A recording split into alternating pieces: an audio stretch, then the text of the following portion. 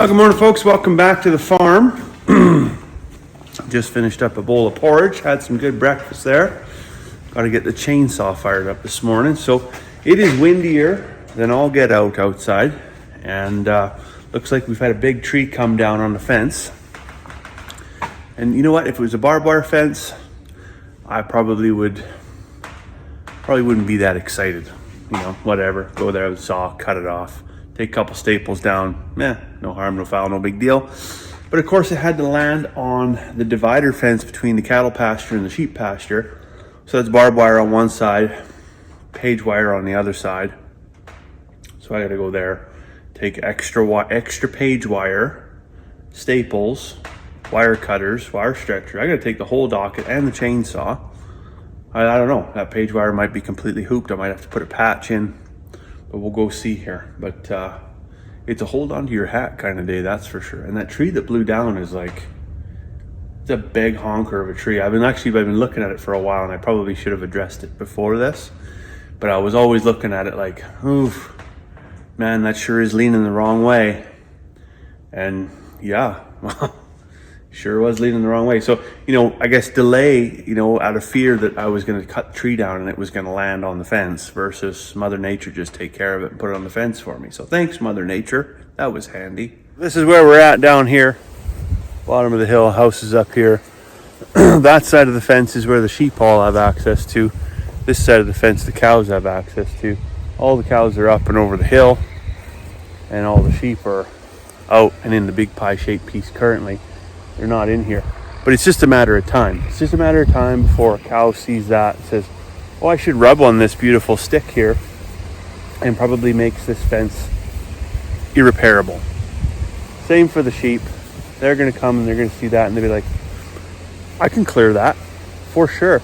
There's no grass here that I want to eat, but I just, I want to be somewhere other than where I'm supposed to be, so I'm going to jump that. So, again, undesirable. But I think this barbed wire, because we ran barbed wire, 2 strands of barbed wire along here on the inside to keep the cows from putting pressure on the page wire. I honestly think that's what saved the page wire here. It does look like I'm going to have to do a little bit of patchwork, but by and large, I think we're actually in pretty decent shape. So I'm going to get the saw fired up. That is a behemoth of a tree. And we've lost quite a few trees, unfortunately, in this section this year. 2 reasons. The biggest one being drought. The drought conditions here, this is all wetland. Typically, this is the wettest part of the farm. So the roots don't go very deep in wetland. Because they don't have to. They don't have to search for water. And then subsequently, when you don't get rain for 3 or 4 years, and you get a pile of wind, like we've had wind every day, like it's crazy, they really don't have much other than that duff, that muskeggy layer to hold them up. And so it'll take a good stuff. That's all it really takes to blow them over. And obviously that tree didn't have much going on. There's not a lot of leaves on it, and I'd left it up because there was one side that had leaves left on it, with the intent to probably come back in the fall and manage this. It never pays to wait.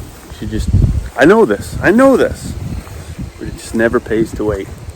Anyways, gonna get the saw fired up.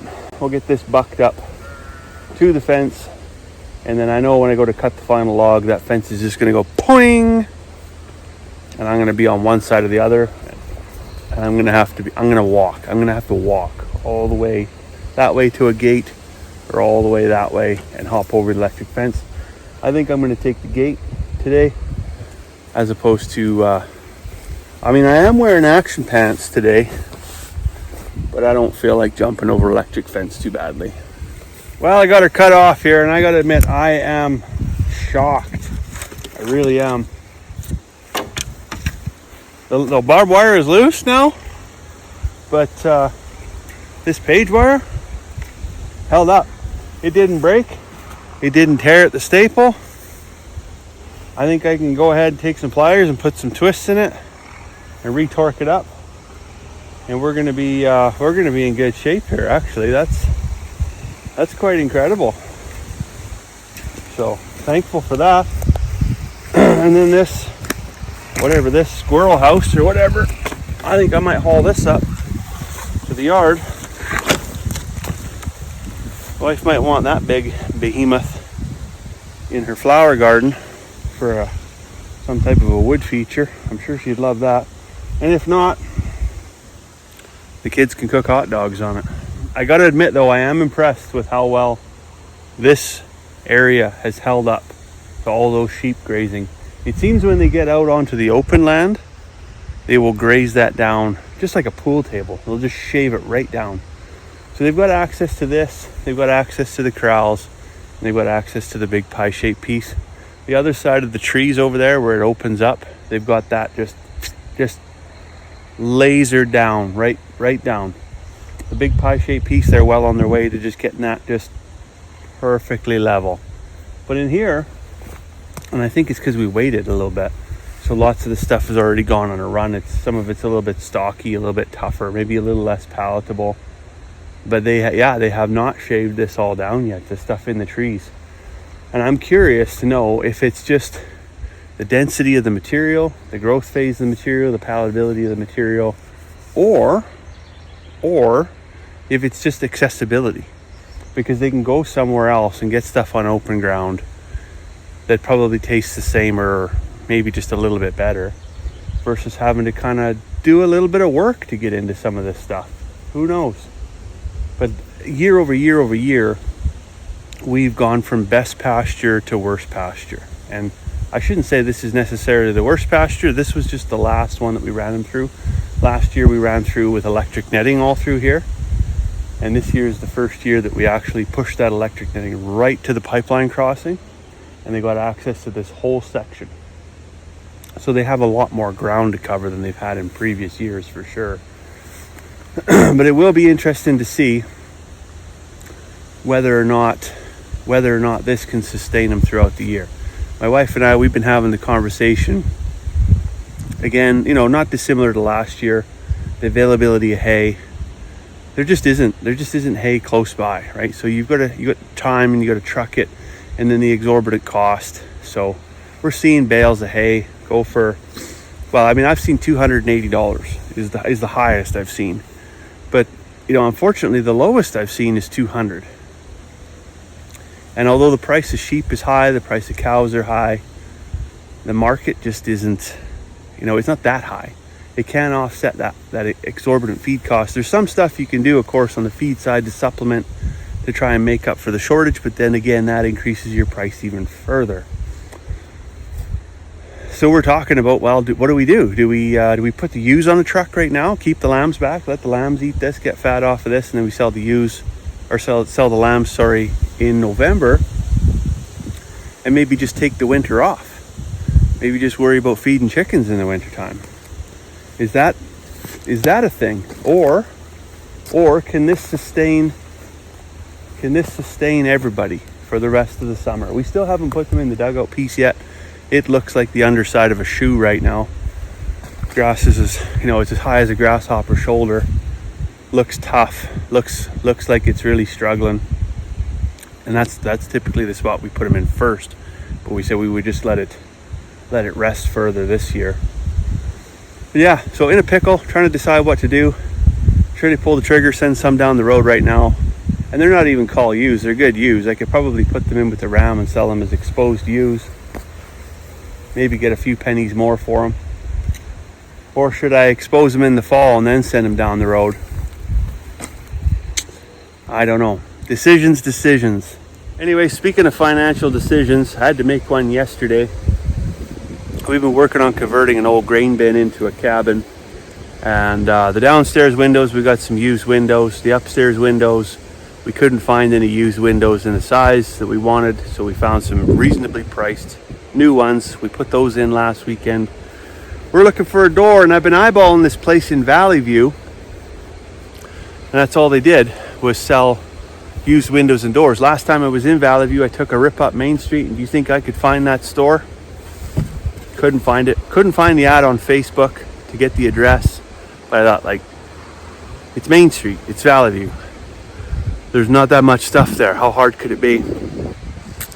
Anyways, I was bound and determined because we need this door. I was looking for a 36-inch exterior door, preferably with some glass in it. And so it was my eldest daughter's birthday, so I was going to go stop and see her, take her out for supper. She lives in Valley View, works there and everything. So I was asking her about it. She's like, oh yeah, it's over by the IGA. I found the ad, I found the address. We go there, it's in the old lawyer's office. They never even changed the sign. It still says Matthew Hriniak Barristers and Solicitors LLC, or whatever it says anyways. So not something that you would drive by and be like, oh, that's definitely where they sell windows and doors. Doors locked. Look in the window, empty. Lady from the store next door asked if we're looking for the lawyer's office. They said, no, I'm looking for the windows and door shop. She said, oh, they closed like 2 weeks ago. They had a real tough time of it. Well, who knew? Who knew they'd have a tough time of it? If you don't have a sign or there's nothing to say, hey, windows and doors for sale here, if people can't find you, they're not going to come buy from you. So anyways, long story short, did not get a good used door for the cabin yesterday, or the day before yesterday is when I was there, sorry. Which, whatever, that's fine. Gonna run to Home Hardware in Beaver Lodge today, and we're just gonna get a new one, and we'll put it in, we'll frame it all up, we'll put it in. I'm gonna have to get some grinder discs anyways, because I only got 3/4 of one left, and that's not gonna be enough to cut out a door, not by any means. And I gotta take whatever, 3/4, 7/8 of the tools that I own, because we're also gonna start building the floor for the outdoor cookhouse that we're building. So project after project after project that we're working on this summer, which is fun, right?